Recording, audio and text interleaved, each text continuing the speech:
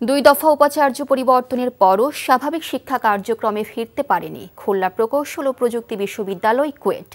২৪ জুলাই অধ্যাপক ডক্টর মাকসুদ হেলালিকে নতুন ভিসি নিয়োগ দেওয়ার পর শিক্ষকরা আন্দোলন স্থগিত করে ক্লাসে যাবার ঘোষণা দিয়েছিলেন। একই সাথে তাদের ৫ দফা দাবি মেনে নেওয়ার জন্য উপাচার্যকে ৩ সপ্তাহের আলটিমেটামও দিয়েছিলেন।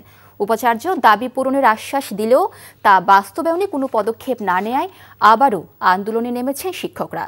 আজিজুল ইসলামের ক্যামেরায় খুলনা থেকে মোহাম্মদ আবু তৈয়বের পাঠানো রিপোর্ট। খুলনা প্রকৌশল ও প্রযুক্তি বিশ্ববিদ্যালয় ছিল রাজনীতি ও সেশনজট মুক্ত। নির্ধারিত সময়ে শিক্ষার্থীরা তাদের শিক্ষা জীবন শেষ করতে পারতেন। আওয়ামী লীগ সরকার ক্ষমতায় আসার পর সবকিছু যেন পরিবর্তন হয়ে যায়। শুরু হয় ছাত্র রাজনীতি।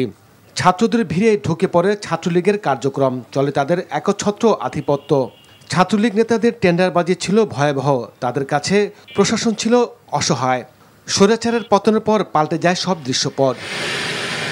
কুয়েটের জ্যেষ্ঠ শিক্ষক প্রফেসর ডক্টর মোহাম্মদ মাসুদকে উপাচার্য হিসাবে নিয়োগ দেওয়া হয়। তিনি ডিসেম্বরের মাসে অবৈধ উপায়ে নিয়োগ ও পদোন্নতি পাওয়া ৫ শিক্ষক সহ ২ সাবেক ভিসিকে সাময়িক বরখাস্ত করেন।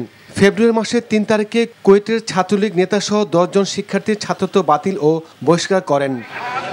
১৮ ফেব্রুয়ারি ২ দল ছাত্র ও বহিরাগতদের মধ্যে সংঘর্ষ হয়।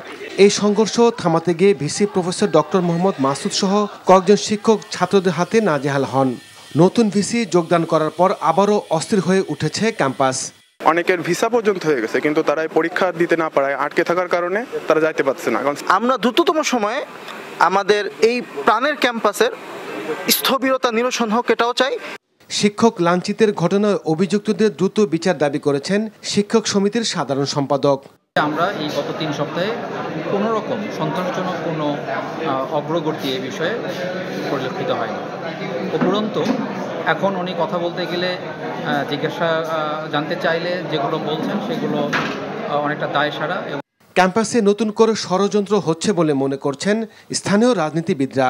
একটা শান্ত ক্যাম্পাসকে আবার নতুন করে অশান্ত না করা হয়, সেই শান্ত ক্যাম্পাসটা যেন শান্ত থাকে।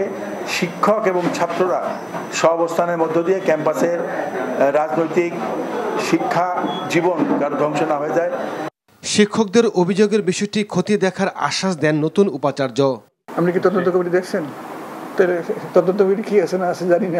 আমরা কিভাবে ডিসিশন দেবো? সিন্ডিকেট একটা লাইনও পড়ে নেয়, একটা ওপেন করে নেয়।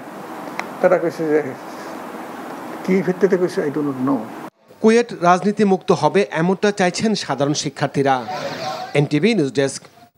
বান্ডেল থাকলে প্রতি সেনমানিতে টাকা বাঁচবে। বিকাশ সেনমানি বান্ডেল কিনে জিতুন প্রতি লেনদেনে।